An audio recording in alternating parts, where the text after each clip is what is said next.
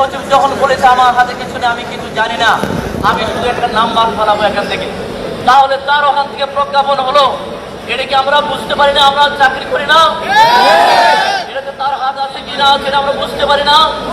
জনপ্রশাসন সচিব কনফারেন্স রুমে কয়েকশো অফিসারের সামনে আমাদের সাথে কমিটমেন্ট করেছিল, আমাদের সাথে আলোচনা না করে প্রজ্ঞাপন জারি হবে না। আজ রাতের বেলায় সে প্রজ্ঞাপন জারি করেছে।